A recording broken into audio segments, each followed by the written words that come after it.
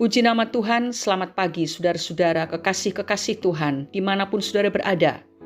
Kita bersyukur karena hari ini Minggu 21 Agustus 2022, Tuhan berkenan mempertemukan kita kembali agar kita semua menerima makanan rohani lewat renungan yang berjudul Penjara Jiwa.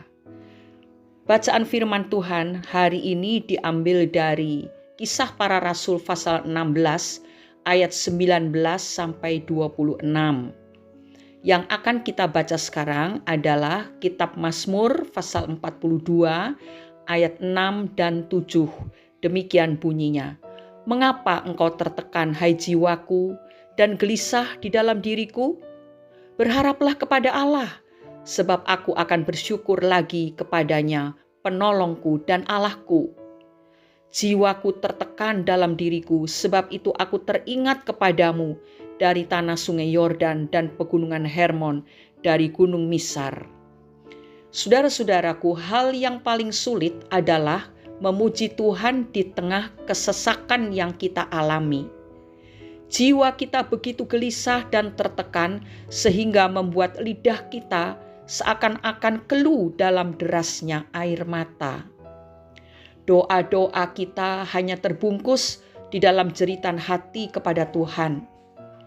Kita bisa berteriak kepada Tuhan di dalam kesesakan, tetapi jiwa kita terkungkung untuk dapat menaikkan doa pujian.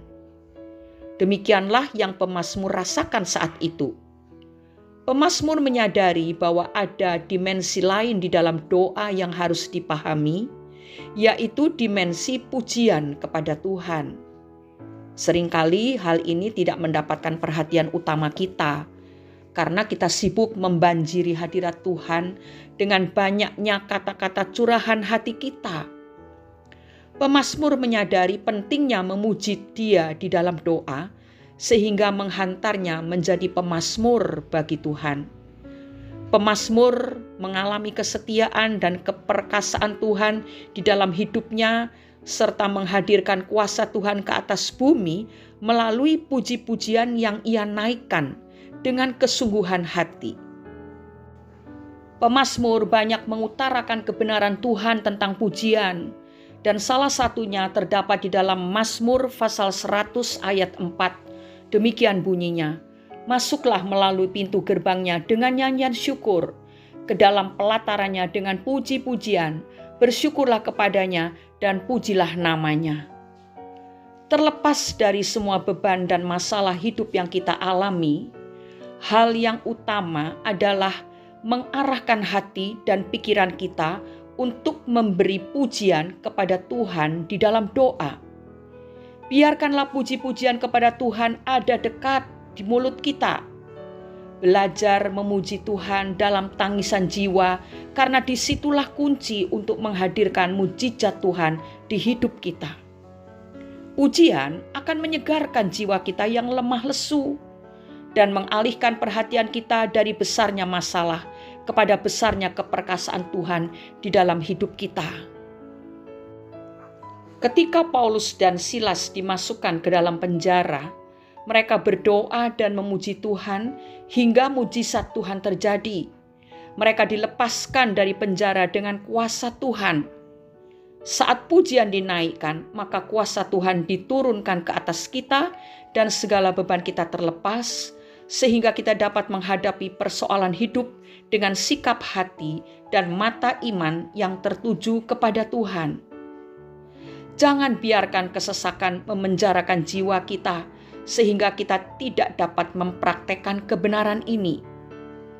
Saudara-saudara, memang pada umumnya ketika jiwa kita tertekan, maka apa yang keluar dari mulut kita adalah keluhan. Memang mungkin keluhan itu atau curahan hati itu kita tujukan kepada Tuhan. Tetapi apa yang Tuhan inginkan adalah bukan keluhan, bukan kata-kata negatif, bukan kata-kata yang mengasihani diri sendiri, tetapi menyanyi, memuji Tuhan, walaupun jiwa kita sedang tertekan. Bebaskan pikiran dan hati kita untuk berdoa serta menyanyikan puji-pujian kepada Tuhan.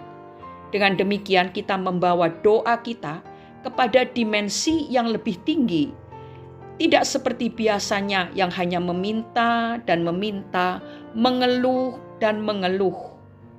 Harapan tertinggi Tuhan adalah agar umatnya tahu cara mempraktekkan kebenaran ini, karena pujian adalah korban yang berkenan di hati Tuhan. Mazmur 135 ayat 19-21.